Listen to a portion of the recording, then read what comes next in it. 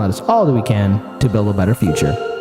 Together with our colleagues, you have a story for the people. What is going on? I do, and this one actually kind of hits close to home for the Chicago area.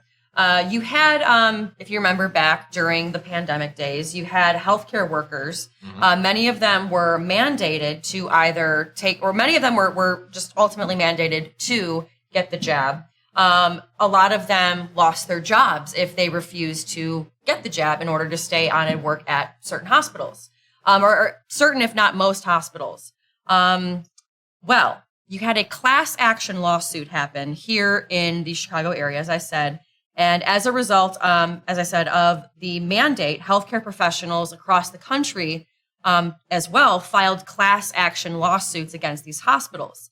The first settlement has been reached, and that's the one here in the Chicago area.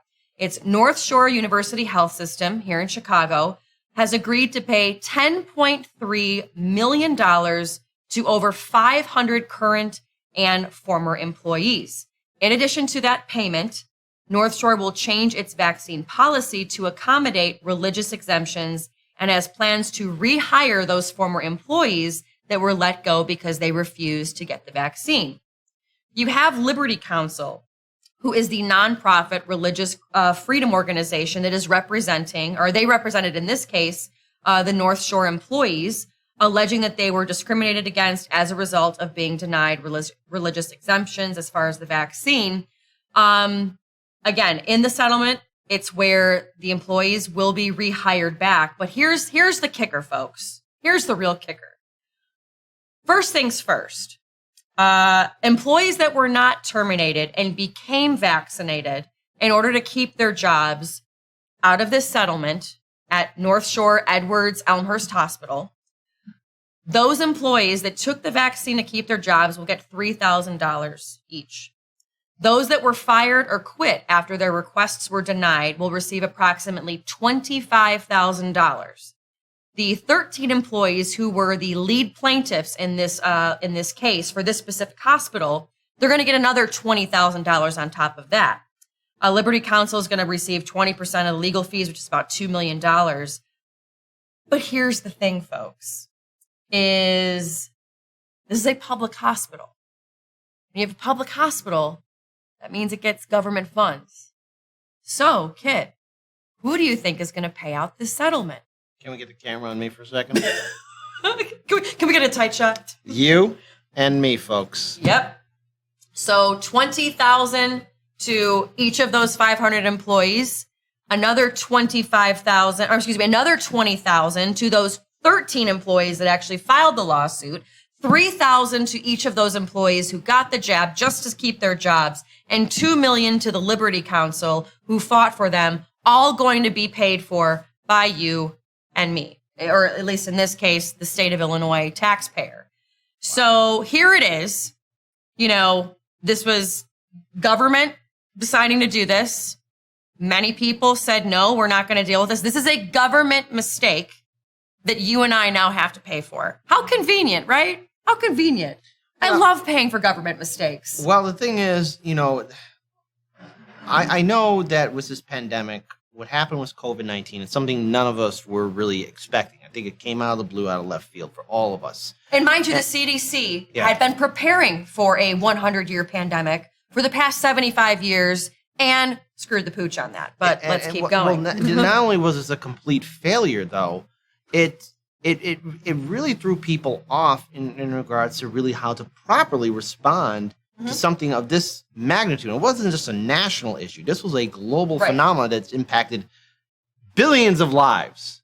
And I think when the books are properly written about this, it will go down as one of the worst disaster responses in the long set history of human history. And the thing is, it's understandable why people were hesitant and still are hesitant to get the vaccine. It's understandable why people are upset and rightfully angry at the absolute failure and abandonment, not only here in America, but for our governments worldwide. Now, of course, in comparison to the United States, our government abandoned the people. Let's be clear about that. We were abandoned. We were abandoned. It's the CDC's one job and the National Institute of Health. They have one job and they failed. Yeah, and so we were abandoned. But the sad fact is that those workers had every right to question and had every right to choose what they wanted to do. And the thing is, this vaccine, however which way you feel about it, it wasn't done properly. To make a proper vaccine, you need years of research, not warp speed 1 year. That's not how it's done. 2, everything is now coming to light. Shout out to Jackson Hinkle, shout out to Slow News Day, Convo Couch, your reporting, and everyone else that's been talking about. Kim Iverson, yeah. Kim Iverson, yep, her as well.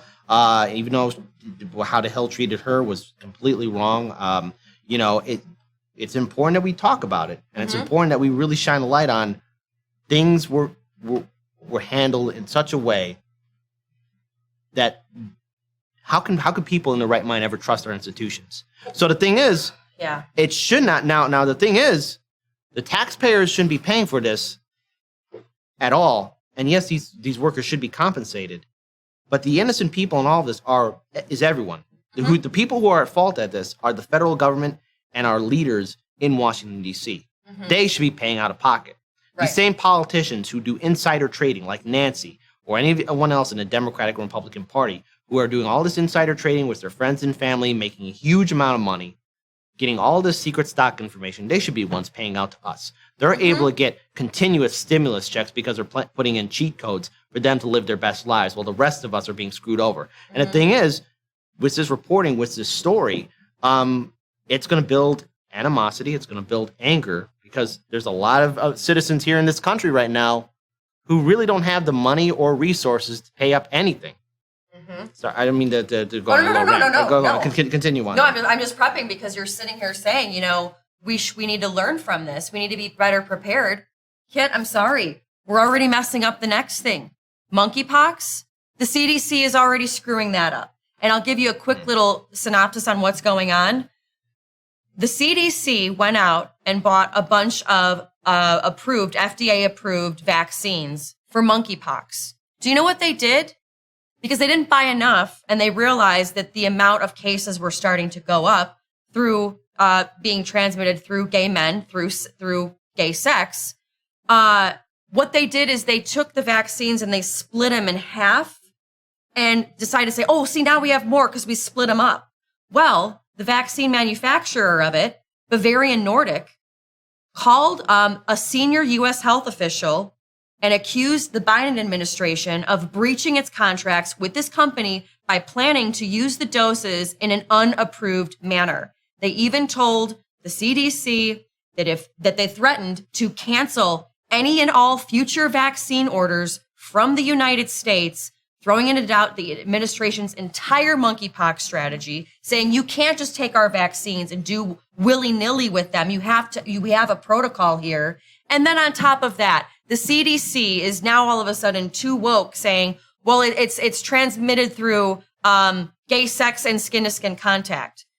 They're showing now all of these studies where no, it's not through that anymore. It's in the homosexual community, but they don't want to call it that because they don't want to, hurt people's feelings. And it's like, it is not your job, CDC, to be a counselor or a therapist. It is your job to tell us the science.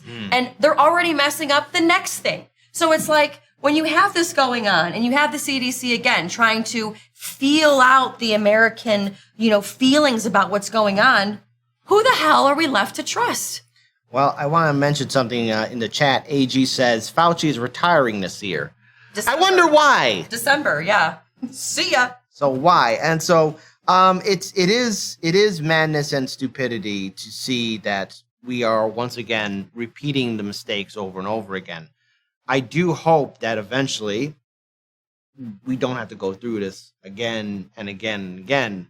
But I think if we all look back to how COVID-19 first came to our attention, we all kind of brushed it aside. We thought, oh, it's just going to be one of these rare blips on the radar. Could be a scare, could not be. But it turned out not to be the case, and it impacted all of our lives. We here at the studio here, we almost lost everything. A lot of small businesses, a lot of homeowners lost everything, though. There's people who have lost everything. And the thing is, it is important for people to challenge the system, and it's also important for people to ask questions. But it's also fundamentally important for any nation to have a working government that won't abandon its people and protect them. Yeah. And then, they're talking about, how are kids now getting monkeypox? That's the next thing that the CDC should be looking at. And again, they're just trying to feel out everybody's feelings. What was the whole thing in the beginning with Fauci where he was saying that masks don't work because he didn't want to, scare everybody and he needed to keep it for the doctors and the nurses. While I understand that, again, it is not your job to be our therapist and we don't know if there's going to be a public freak out and we don't want to hurt people's. No, that is not your job. Your job is to study the science and tell us the American people will be able to take care of it. Okay. We can handle it. We're all adults here. However, they think that they have a much higher powered position than apparently what they're really supposed to do. And that's the problem. Agreed. Mhm.